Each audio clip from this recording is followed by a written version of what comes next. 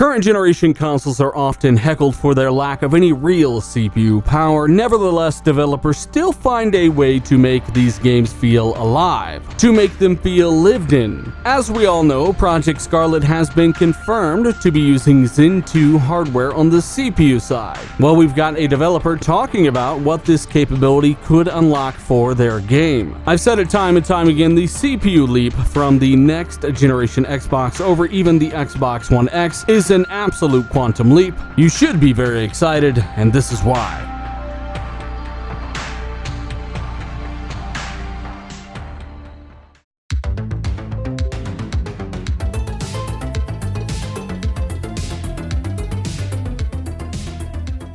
What is going on, guys? It's Dealer here, back again with yet another video. If you haven't been to the channel before, welcome. Hey, maybe hit that subscribe button, hit the like button if you like the video. We're going to talk about an interview with a developer speaking on the capability of Project Scarlett. As we all know, Microsoft's 2020 console, every single thing we've heard about this thing spells promise. All of it. It's very capable, it's very balanced. It's even got cherry on top features like ray tracing and SSD load time performance behind it. There is a lot of capability here, and I tell you what, I for once is excited. So I'm going to talk about the interview, and then I'm going to show you an example and maybe try to explain why CPU overhead is very important in games. So if you're interested in that kind of stuff, stick around until the end of the video. Let's get into it. Alright, so Warriors Orochi developer says that the next generation Xbox, and yes, the PlayStation 5 as well, will allow or should allow for large battle simulations. Now some of you are thinking, wow, what is that? What is that? Why are you making a video on this? Well, because for one, I want to, and secondly, it's my job to make this type of thing entertaining. So of course, I can't promise you anything on that last one, but what I can do is try my best to explain why this kind of overhead will not only be awesome for games in general, but this type of overhead automatically means that you are getting a ton of CPU-bound features that you currently do not get in current consoles. I've talked about this several times, but again, I like to explain these things while showing these things on screen as well, and when a developer does an interview like this that kind of reconfirms what I've already said, it's a way of showing you guys that, hey, you haven't wasted your time listening to these videos telling you what this thing's gonna do for you. It's a way of letting you know that, hey, I have not been just making this stuff up. Developers are saying the same thing, and you know what, I like to cover it. It's fun. One thing's for sure, if you are looking forward to Scarlett, I'm sure you enjoy every single one of these videos, so this is for those guys. So first and foremost, the team behind Orochi are very excited for consoles like the next generation Project Scarlett. Remember, this thing is a clean break in architecture. Still x86, of course, it will maintain compatibility through emulation as well, but it is moving to Zen 2, Navi, and GDDR6.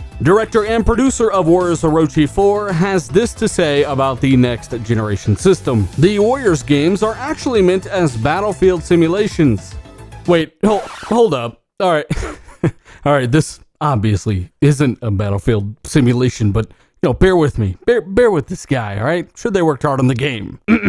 We're really hoping with the next generation of these consoles that we can really have those big battle simulations. He wants to have various armies on the field and bring a more realistic feel to it. Perhaps meaning that he would like to have enough overhead on the CPU to ramp up physics on the combat of each individual unit. Also keep in mind that these developers are all under NDA, so even if they do have a development kit, they are not allowed to actually say that they have one or that they are working on a game for these systems. So many times you'll find them saying hopefully or I think, when in reality they actually know, and again, it's kind of common sense. We've seen these types of things on the PC when you do upgrade and scale this. So it's a safe bet to assume that his hopefullys will definitely be a reality. He says, we really hope it will show the true exhilarating feeling that you can get playing these games. This is what we hope to see. So to sum it up, not only is he telling you that with the new hardware from something like Project Scarlett, will you be able to unlock more accurate battles, but each individual unit may be able to have perhaps some kind of physics simulation to improve the combat itself. I mean, check this out. The strategy game looks like it has tens of thousands of soldiers on screen in the game all at once, each individually processing, calculating what they're going to do, who they're going to attack, and when. You need some serious horsepower on the CPU side to be able to handle this type of stuff. It's just one example of something that is not possible today on consoles. It'll be less like each unit is made of paper mache and more like each person is down there fighting fighting for their life, more realism. On top of that, he basically speaks of more AI, more units, something that is very taxing on the CPU. Something else to consider is that with more CPU overhead, each unit can actually have more animations, more accurate looking combat as well. Again, it sounds like to me that they've been severely limited by the CPU capability of modern consoles, and in fact, it seems like they really want you to see what these Orochi games are really supposed to be. It sounds like there's another layer of added depth that they just want to throw onto these types of games that just do not have the overhead. Well, the good news is consoles like Project Scarlett can take these games and make them even better. And true, it's all about gameplay, etc., yada yada, but if you take that same game that you already love because it's fun to play, but add better physics, make it look better, make it run better, it's just a better game. And I really want to place an emphasis on run better, because not only can they do everything I've just talked about, but they can also double the frame rate, which is amazing. That's one of the best things you can do to some of these games. 60 FPS makes these games sparkle, it makes them shine, it brings them to life. Now, as crazy as that sounds, we've heard this time and time again. Developers talking about how physics will be improved. Developers talking about how frame rate will be improved. Volumetrics, AI, and more. And on this channel, we've talked about so much more than that. Again, you are talking about a massive boost to the CPU, which enables a ton of AI on screen at once. Every single one of these little units on screen here have to be calculated. The CPU is in control of all of these, telling them each what to do, who to target, and of course how to get there. So not only will you see more people, more NPCs, more units on screen, but of course combined with GPU overhead, you will receive a dramatic boost to frame rate. 60 FPS should be close to the new standard. The best part is, to do higher frame rates, you no longer have to compromise on so many other things. In fact, with Scarlett, it will be a simple resolution reduction to achieve those high frame rates, but keep in mind that all of these reconstruction techniques, resolutions like 1440p, more and more advanced anti-aliasing, make even lower resolutions look